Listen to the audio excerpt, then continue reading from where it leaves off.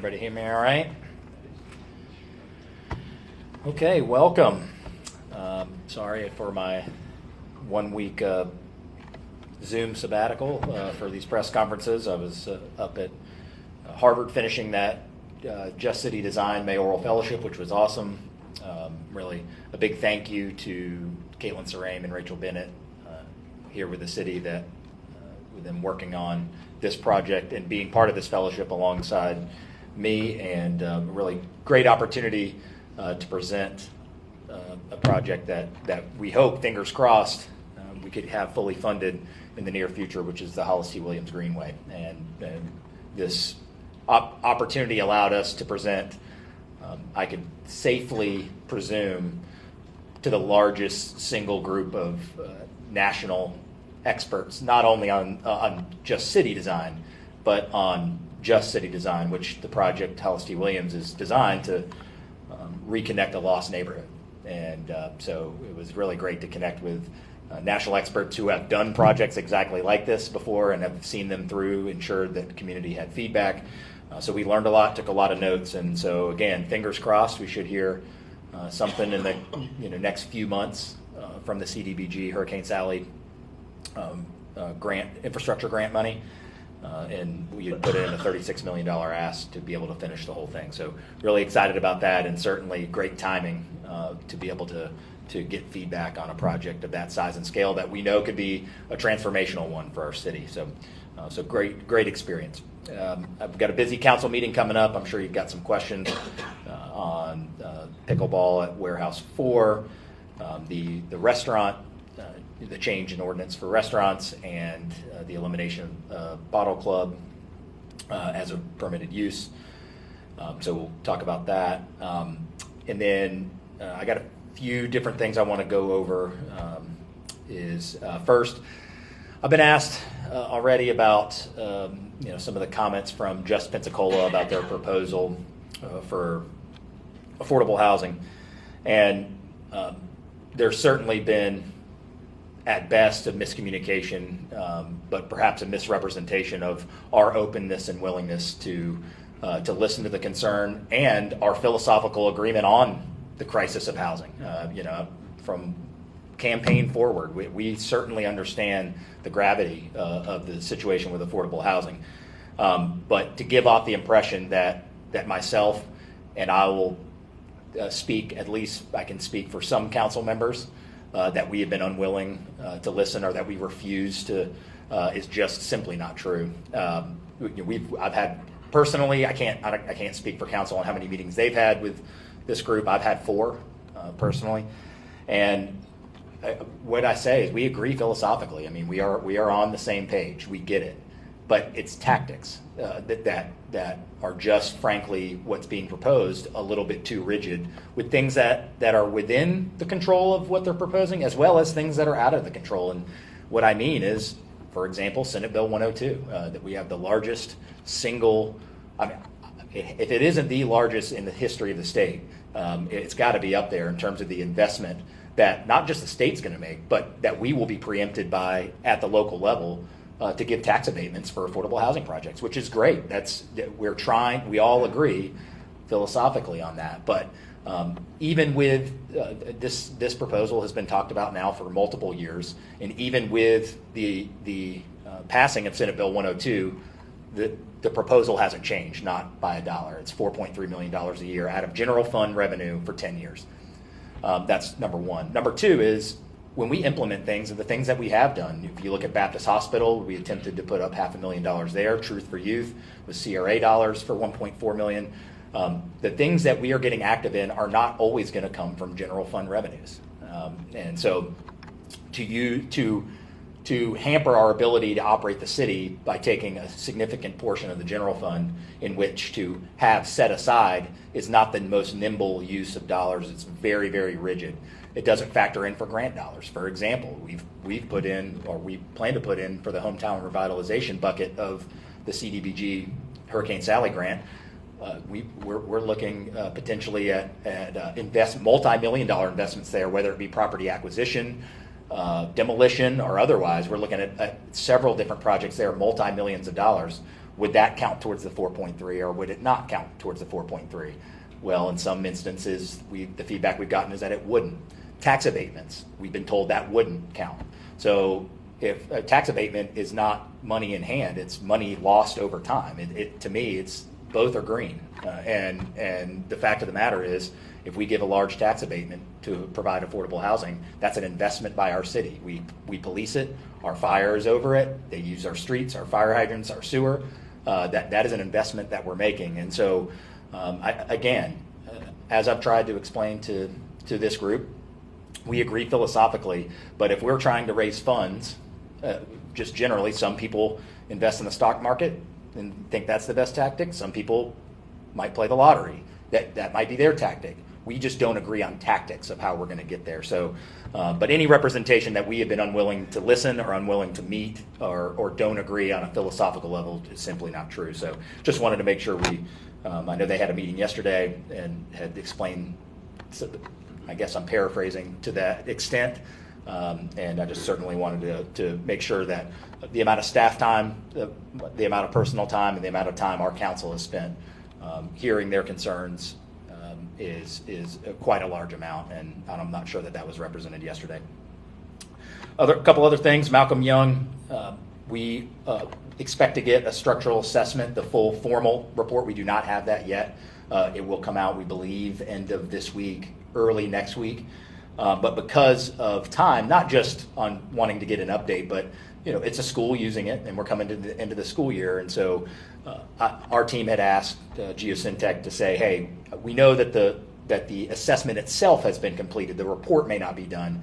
Give us an idea, because if we did find that the assessment was going to say that it would be okay for people to be in the building, then we certainly wanted in short order to be able to get that back in the hands of the school and allow them to use it through the rest of the school year. So it was time sensitive in that approach. So that is not what they said. The quick update to us was the formal report will be completed by this week or early next week. But it says, this is from Geosyntec, our formal report is pending, but in the meantime, I wanted to acknowledge that there's extensive rot to each end of all of the arches. There's major structural damage. Some of the arches are showing signs of buckling. In summary, the building's not safe for occupancy. So that is the preliminary update that we've gotten. So we will give you more details when that formal report comes out. I appreciate the team. This is one of those things that we had to jump on quickly, and as you can imagine, with a leaseholder, especially a school here in our community, helping the children of our community, it's not an easy decision to have to make or easy conversations to have to say you can't use the building that you're leasing anymore. But I do want to thank our Public Works team and Rick Bates and Amy, David Forte, Jonathan Bilby, that their hunch was correct. that we saw with what we saw with our expert eyes has been corroborated by what this report is going to say. So more to come on I won't be able to answer any specific questions on because we haven't seen the report yet, but that is the general update. A few other things. Mayor's Neighborhood Cleanup is Saturday, April 29th, and it's in the North Hill area, including portions of surrounding neighborhoods. You should get something in the mail out there at your house that gives you an update of if you're within that area, and it's also on the city's website. So be on the lookout for that. Our street sweeper naming contest, we have narrowed it down to 12 names, and we'll be sharing a link on our website and our social media today. And we'll ask everyone to pick the top 3 names, and those will become the official. So voting will close at 5 p.m. on Wednesday, May 3rd. So be on the lookout today for stuff on our social and on the website for everyone to get to pick their favorite out of the final 12 names. Last chance for the Pensacola Welcome Sign Contest. Any artists interested in submitting a design, they have until this Wednesday, April 26th, tomorrow at 5 p.m. And that goes to submissions at City of Pensacola. We've had some rolling in. We're excited to see that. I have not seen any of them, but I do know we have a handful of submissions already. So excited to get that moving forward. Another quick update: TSA delays at Pensacola International. TSA had been replacing baggage screening equipment starting yesterday, and it may cause delays. So just want to get that word out there for everybody traveling that, one of the great things about Pensacola is we've got a good reputation for getting you in and out of there pretty quickly when you show up for your flight. And so we want to set expectations that there might be some delays. So if you are flying out in the coming weeks, make sure that you're paying attention to that. Maybe get there a little earlier than you're used to. And the recommendation is for 2 hours before your flight. Last thing, and I'll take your questions. Tuesday, May 2nd, 3 p.m. is the Blake Doyle Community Skate Park ribbon cutting. And also the rules for the skate park have been posted at the city's website. So I won't go through all of those with you here today, but it will be open from dawn till dusk daily. And it will be open officially right after the ribbon cutting. So everyone can bring their scissors for the ribbon and their skateboard for the park. So it'll begin right after we finish there at 3 o'clock. So with that, that's everything I've got. And happy to take y'all's questions. On the skating ordinance, there's some concerns, skaters on sidewalk with elderly and other pedestrians. Has that been a concern with this ordinance? Well, Councilman Jones, brought this forward and asked if I support it. I'm always in support of taking archaic rules and ordinances and taking another look at them. Doesn't always mean changing them or getting rid of them completely. So what I will say, I'm data driven. I asked how many tickets or warnings we've given out, and we've given out 3 warnings and 0 tickets in the last 3 years.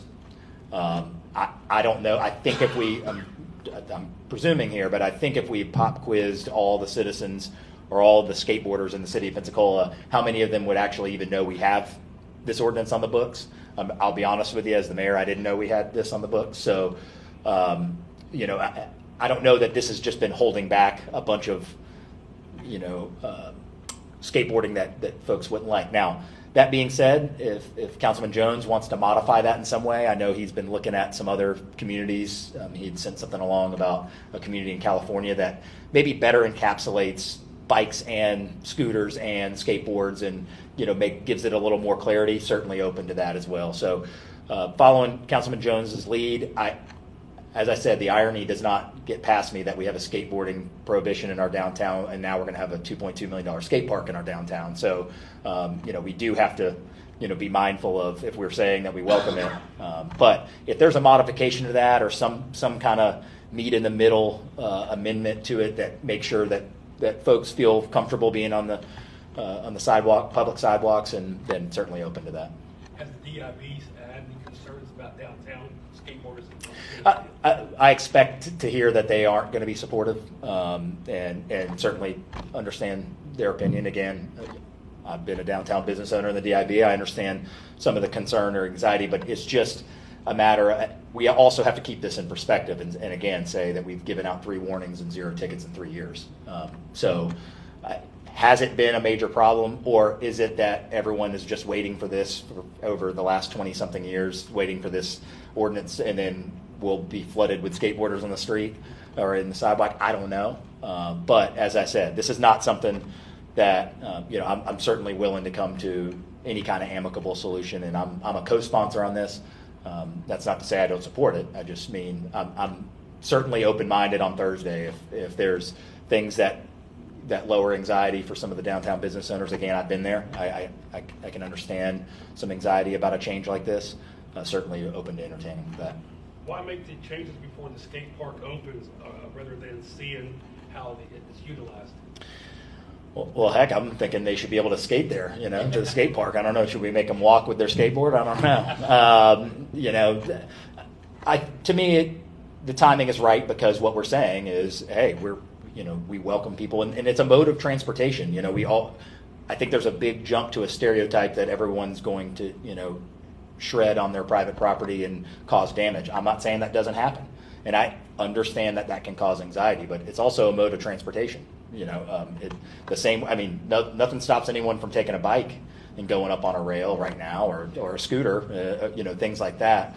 So, we've got to be realistic. We don't have any rules in place for that necessarily, and it may not be the largest complaint that we have. So, but I get it. As I said, I totally see both sides. This is not something that I'm saying, we couldn't maneuver, or maybe there's, and I appreciate Councilman Jones. As I said, he had emailed yesterday saying he might be looking at a couple little modifications to it that we still move in this direction, but give some comfort on the side of perhaps downtown business owners. Certainly open to that as well. As I said, it's time to update it, and maybe it's not as blunt force as just getting rid of it altogether. Maybe there's some happy medium there, and excited to see what comes of that Thursday. Mayor, the Sheriff's Office on their website announced that Operation Brownsville started yesterday. What's the city doing as part of this operation? As far as details, Chief Randall's been at the forefront of that. I know he's been working with the Sheriff's Department in terms of, as you know, a portion of the area that's been designated in the city, some is in the county. So I'd have to have Chief Randall speak to what we're doing day to day. I wouldn't be able to say exactly, but if we've got an effort in our city that helps improve quality of life, and it's something that we think is going to be a net benefit to the city, then we're going to always explore what those opportunities are.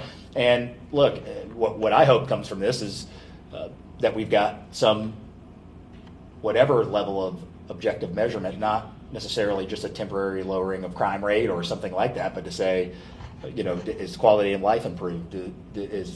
Are our street lights working? It's not, to me, it's a holistic approach of saying, if we're looking at this as a neighborhood that needs some attention, it's not just a matter of crime, it's a matter of quality of life. So what I hope is what we get out of this, at least from the city portion, is, we see what our opportunities for improvement are. This, as we know, it's one of our most underserved parts of our community, and that we know that the solution for an operation like this isn't just the lowering of crime or drug activity. It's also what can we do better, as a city, and how we operate it, and how we provide service down there. And I would say historically, not necessarily in Pensacola, but just nationally, streetlights tend to be out and sidewalks tend to not be in the same shape in one neighborhood versus the other. I hope what we get out of that is maybe we use this extra attention and extra focus on the city as an opportunity to see what we can do better. And so we'll, obviously Chief Randall's been leading that in partnership with Chip and the sheriff, but we'll see what happens from here. Well, there are not a whole lot of details. I mean, we know that just based on what's on the website, we get that animal control and code enforcement's going. There's not a lot of details. So I'm just curious, as I agree, street lights, sidewalks, but what do y'all do? I don't know what you're doing. Yeah, well, we'll, as I said, we'll have Chief Randall provide you what our list is. I just don't want to speak out of turn and say we're doing this today and we're not. So we've had general conversations about, being a participant in this. Obviously, I've been at 2 of the 3 meetings that the sheriff has had, and certainly in philosophical support of anything that we think makes the community safer and makes the community better. So, but I don't want to talk out of turn. So we'll provide that list to you. Happy to do that, and what our role is in the operation. Well, what's the status update on the trestle putting 2 poles in China? They want a station wants to why $150,000. Yeah. Yeah. Well, you can tell them I said the same thing, but here's the reality. This is not, as much as we'd like to say, we could go to Home Depot and buy some metal and hang it up there on a weekend project. There's a lot of restrictions to what we could put up. It's got to be able to take strikes from a truck. There's design that goes into it, and a perfect example, conversations we've already had, we talked about yesterday, is where you place it. If you place it south, if you're coming off the 3 Mile Bridge going north towards the Graffiti Bridge, and you have a boat on your trailer to use it at the boat launch, where are you going to put the where it's not striking boats. And so it's not just in the material itself, it's in the design and making sure that it's functional, and so the price tag is higher than you might think when you see those, but there's a lot that goes into it, number one. And number two is we look at it return on investment. And what I've said is if you add up the police time and resources, you add up the damage that citizens, residents, visitors, that they're paying out of pocket to the rental car company, and I've hit a bug before and had to pay a few $100, with using a rental truck, and so it can get expensive. So you add all that up, I think we get our $140,000 back pretty quick. So it's not. Yes, I totally see that point, but I think this is for the greater good, and I think it's the best effort that the city's ever had to mitigate this problem, and to be honest with you, 140,000 is not even closest to the highest we could have. I mean, you could spend as much as you want between electric signage, between something that goes all the way across, between something on the bridge. I mean, this was not the most expensive option we looked at, not even close. So we thought this was the best combination of something that could be implemented at this specific location, as well as sturdy enough and has longevity to make sure that it doesn't get knocked down by the first truck that hits it. So we're looking forward to getting that done. In terms of timeline, we once the funding is approved on Thursday, if the council votes that way, then we'll start design. We'll start all the implementation, which will take a few months, but no exact date yet. Can't promise you exactly when, but we'll get moving. This will be the first domino. If we get now we know the funding source, then we'll be able to get to work. So. Mayor, the city announced that Victoria D'Angelo has been promoted, apparently. Mm-hmm. Has there been any organizational changes in the CRA structure other than that? No, not at this time. Yes, Victoria has been. We've got a couple internal promotions coming, Victoria being one of them, but no structural change. And I believe our assistant, she was of course our assistant CRA director, and a big congrats to her, and certainly familiar with the project that we have working. But we will be posting, if we haven't already posted, the last Friday we posted the assistant CRA position, Victoria's old position. So we'll keep that structure the same.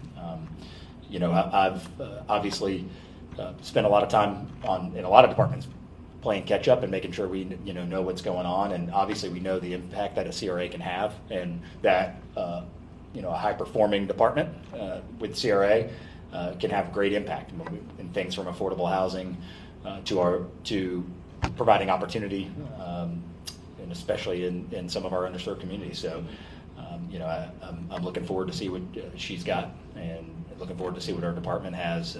Really, a lot of exciting things and a lot of opportunity on the forefront for us. So, excited to have her. The announcement said that she reports to the Planning Services Department. Has that always been the case?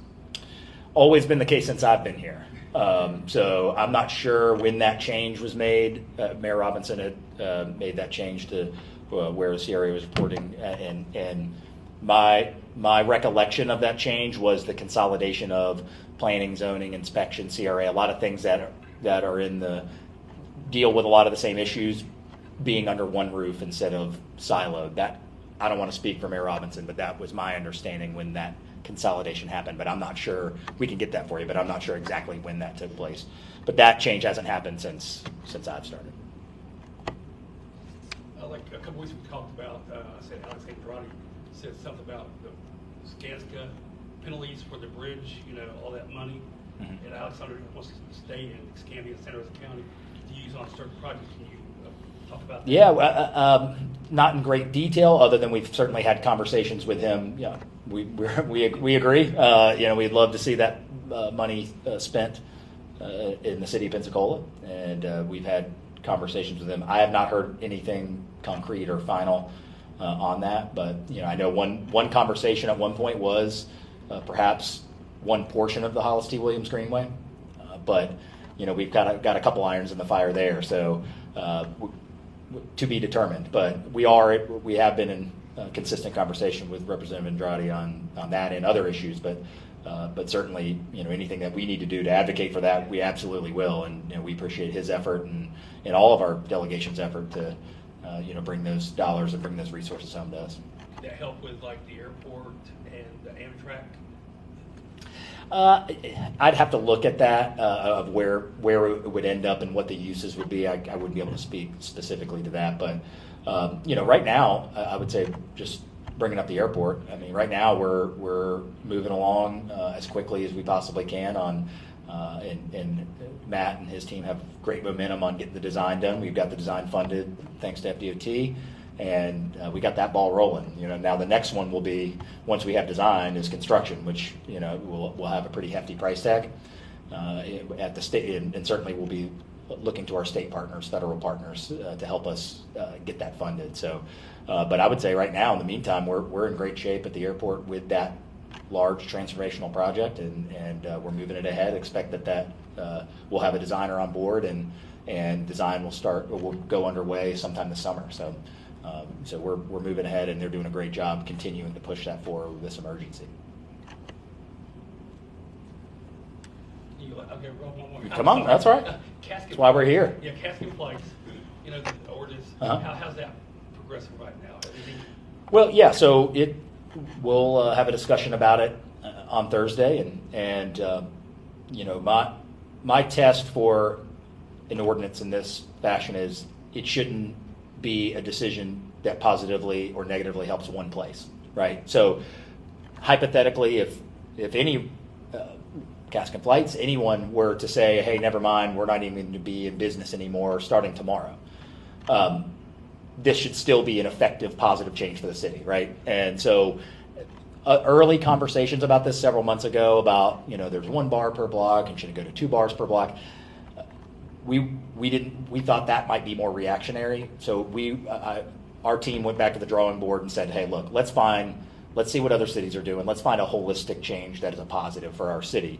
And that's what we think we've provided here. I think what we're saying is the city of Pensacola has just generally used the same definition that the state uses for restaurants, 151 seats, 51% food sales, and what allows you to not have to spend a significant amount on a 4COP liquor license.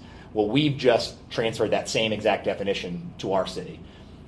We don't necessarily have to do that. We're just redefining what a restaurant is. A restaurant doesn't, and as someone that invested every cent of their name into starting their own business, it's not easy to buy a place with 151 seats. And we want a great culinary culture here, and we want people to be able to have stepping stones into being successful. Then I think we need to be able to give restaurants an opportunity to be called a restaurant even if they don't have 151 seats in our city. So we think that holistically across the entire city, that this is a good positive change for us, and we'll see how that goes. And while we were in the ordinance, the same issue, we're striking out the use of bottle clubs in the city of Pensacola, and there is no one currently using that right now, no one in the city that we verified, and so we don't think that while we're in this ordinance changing restaurants, we should be looking at everything that we can,